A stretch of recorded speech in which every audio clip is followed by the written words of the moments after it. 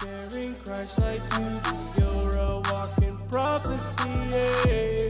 No one bold like you, roar like a lion. Wife who walks in power, you're a walking prophecy. Yeah. Welcome. My name is Yudi Huntington, and you're listening to the podcast From Hurt to Healed. Thank you for tuning in. Hey, welcome to my podcast. So I'm going to be starting a new series called Spiritual Abuse. And before I go into my first episode, I want to talk to you a little bit about what spiritual abuse is and maybe help you uncover some of the things that you may be struggling with regarding the way that you're feeling in the church that you are at right now. So one thing I want to make clear is first that we are not here to look for a demon in every bush. We are not here to have a critical eye at every spiritual leader that we have come in contact. Some of you are under spiritual abusive leadership, and I want that to be exposed, and I want you to be free. I had been under spiritual abuse for 10 years and did not know it. I'm going to walk you through the entire story, but the first thing I want to make sure is that everything that I share is not to bring any shame or any hurt on anybody that is part of my story.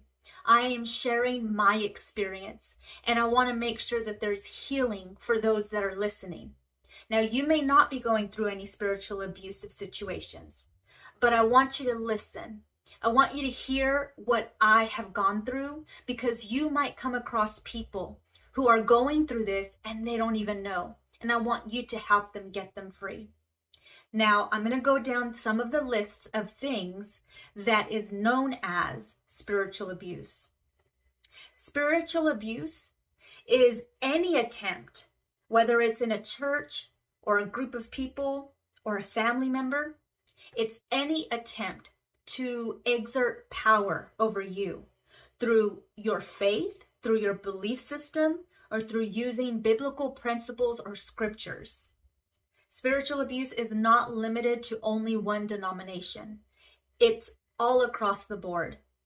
If biblical principles and scriptures or your own belief system is being used to control or intimidate you, that is spiritual abuse. If you have been made to give money more than what you have, and they use scriptures, or they say something like, God said that you will be giving this amount of money, that is spiritual abuse. If they claim to hear God and they say something that does not confirm with what you feel God is telling you, but they continuously say that that is from the Lord, you may be experiencing spiritual abuse. Remember, a prophetic word will always resonate with your spirit first. As a matter of fact, a prophecy must be a confirmation to something you already feel in your spirit. And so if there is a prophecy that comes over you and it just doesn't make sense, you have every right to put it on the shelf and leave it there until the Lord says it's time. And it may not be time ever to bring it off the shelf. Also, if you are in a church where there's a special speaker and they come to minister and they go into the prophetic, you have every right to use your no. If it's a spiritual abusive environment, you may be feeling, well, if I say no, they're going to think that I'm working in a spirit of rebellion. The truth is that God gives us free will. And if you choose to say, no, sir, no, ma'am, I do not want to receive a word, thank you. You have every right to say that. If you choose to say that, the healthy leader will say that's absolutely fine, because even God gives us free will. If you have an abusive spiritual leader, they will call you out and say you have a religious spirit.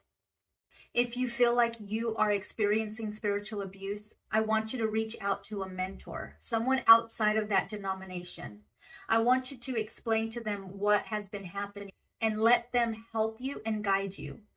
Now, it's very important that you reach out to a healthy mentor who will help you dissect this situation and help you bring light to where there needs exposure. Thank you for stopping by. Don't forget to comment, subscribe, and share this podcast with someone you love. God bless.